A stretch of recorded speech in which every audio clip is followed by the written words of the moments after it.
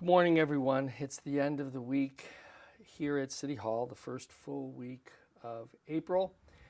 And once again, since it is the end of the week, I come to you with some information about the things that are going on here and some information about what you might anticipate in the coming days and weeks. We are, obviously, this is a very solemn week for many of the major religions.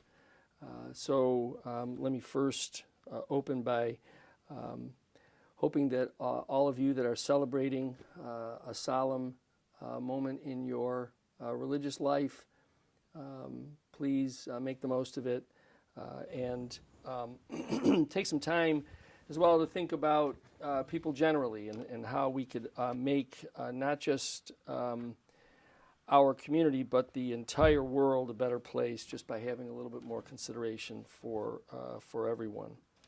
Again, I want to remind people, our residents and our guests, that starting in June, Food Truck Thursdays will be back at the train station.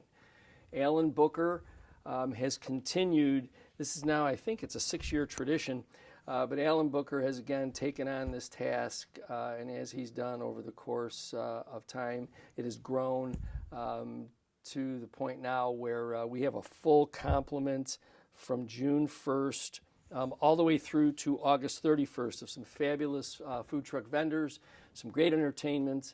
If we can get the weather to cooperate for that entire period, those are always fun times out at the train station on Thursdays during lunchtime. So please be on the lookout for more information as we get closer and closer to June 1st. Some of your favorites will be out there again in terms of the food trucks as well as some of the entertainment. Alan has been able to add some new things to the list as well. So there'll be some exciting new things to look forward to, as well as some of the traditional favorites that we all enjoy out at the train station. I had the chance this weekend also to celebrate with seniors the coming of Easter, celebration of spring. So that was fun to be with all of them over at the Duke Center. It's always an energetic time when I'm out there with the seniors who really enjoy visiting with each other, and I enjoy visiting with them. So that was fun earlier this week. As I've, over the course of the last several times that I have visited with you, I've been talking to you a little bit about Milstein and NFR and just, sort of reminding people of the truth of how they have had complete and total disregard for this community and for the people who live here. You know, the other day I shared with you all of their grand plans. I had the folders here of all of the grand plans that they had, and I showed you some photos of some of they get wonderful photos, and they bring these beautiful renderings in, and they show about all this fabulous stuff that they want to talk about, but unfortunately nothing happens. They did it in 1999, they did it again in 2003, and they did it again in the mid-2010s. Now that's the one that I want to talk to you about today. And you'll find some eerie similarities to their performance these days. It was in the mid-2010s when news came out that the state of New York was going to purchase some dormant properties in downtown Niagara Falls. The former governor had made that announcement, and so there was excitement that downtown was now going to get some attention and focus. These properties that were dormant were going to be moved forward. Well, obviously that sparked interest in the Milstein Group and NFR, and so they went about the business of hoping that the Turtle property, you're all familiar with the Turtle property, it's down there off of Rainbow Boulevard. They were hopeful that the Turtle property would be in the mix. And so in order for them to maximize the value of the Turtle property, they decided that they would promote a grand development there. So what did they do? They sent a letter dated June of 2017. Company that was working for them sent a letter with a bunch of general design criteria, site plan review application, all kinds of fabulous things in anticipation.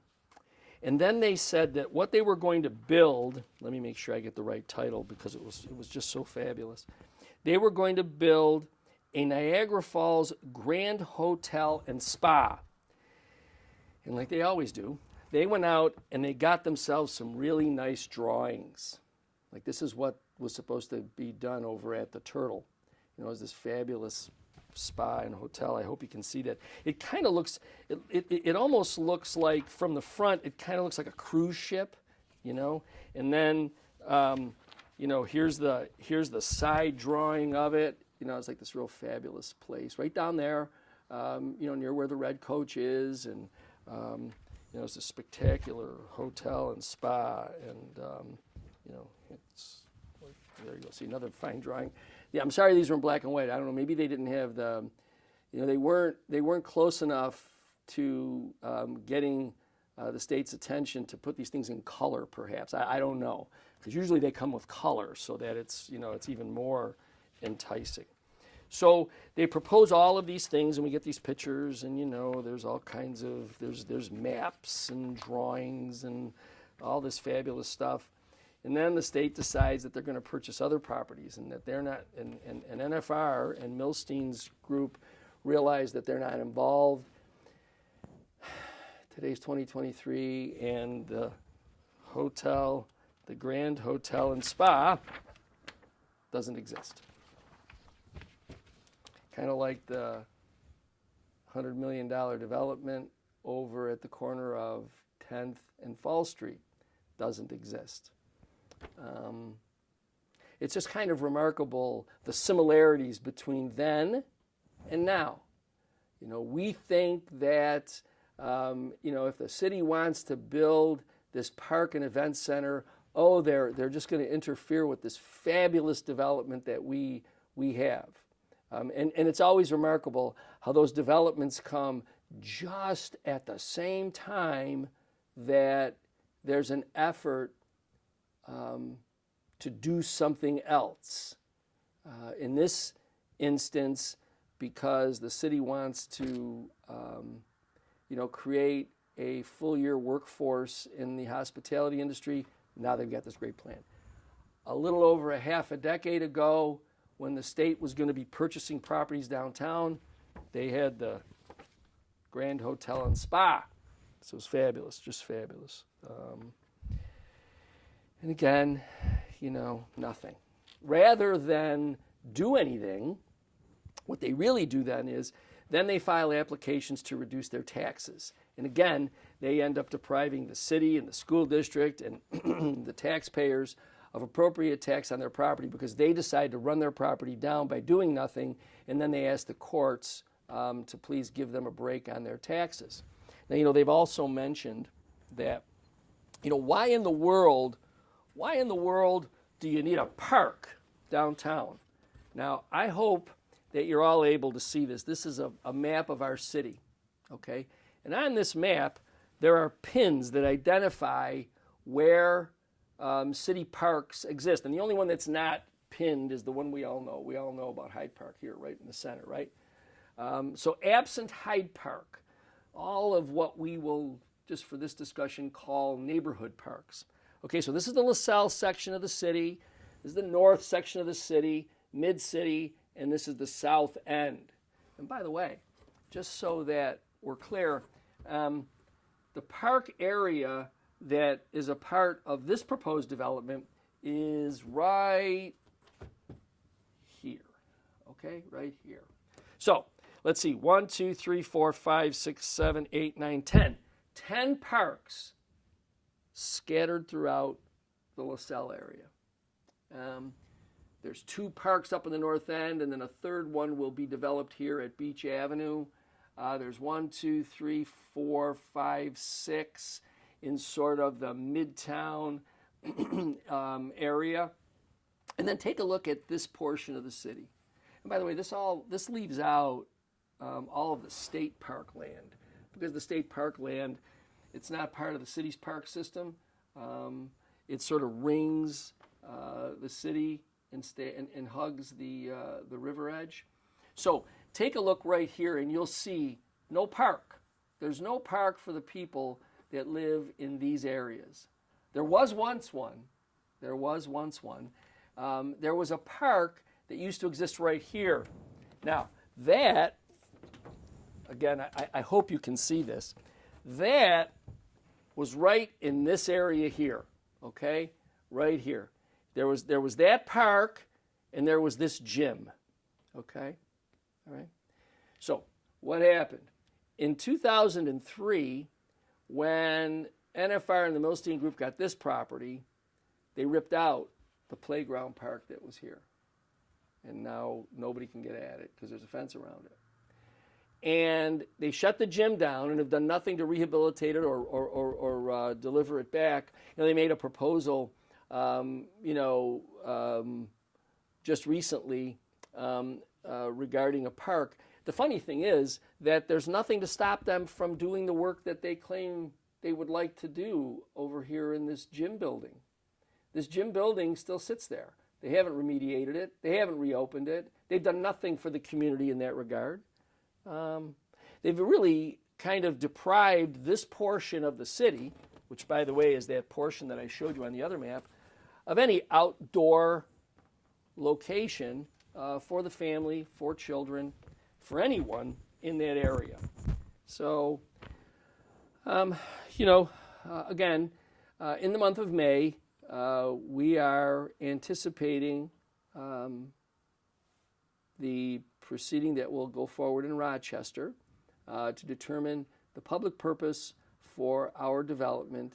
And once that is concluded, it's our hope that these sections of the city we will be able to deliver to this section of the city the park it once had, okay? So that it then, once again, like so many other sections of our city, the residents that are there will have a park close to them that they can enjoy, that the families can enjoy. How will NFR and the Milstein Group react to all of that? Probably with more of the same, where they'll propose all kinds of things that try to make them look like they really care, like they really have an interest in this community, only to get those who have some other agenda, whether they are in public service or whether they just like to get the minor contributions that NFR and the Milstein Group will make to their club or group. You know, they'll come out and they'll rally the charges for NFR and for the Milstein Group, because it's easy for these downstate folks to sprinkle a little bit of money around, and that's what they do. And then in the end, do nothing. Just remember, in 2017, we were all going to see downtown this fabulous grand hotel and spa. And I don't know about you, but the Turtle still sits there, deteriorating, just like so many of the properties that NFR and the Milstein Group own here in the city, just sitting there, deteriorating, and creating incredible blight all throughout our community.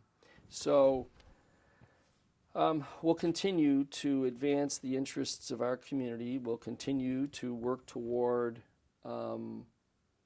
sort of taking control of our own future rather than leaving it up to people who really don't care. And we just hope that all of you that agree that enough is enough with this group and their lack of interest, stay strong in your opinion. Recognize that these people are not going to change their perspective, and know that we here are going to continue to fight for all of us. So we're looking forward also, if I can remind everyone we're looking forward also to some great weather coming up. Sunshine, the temperatures are going to start going up again. I think sometime in the middle of next week it's supposed to be in the mid-70s, and then it's going to sort of hover between the upper 60s and mid-70s. I don't know about you, but I'm certainly looking forward to that. So again, for all the families that will be getting together over this weekend, regardless of what religious celebration you are having, or if you are simply celebrating the beauty of spring, please enjoy yourself with your families. Be safe. Have a great weekend, and I look forward to talking to you again next week.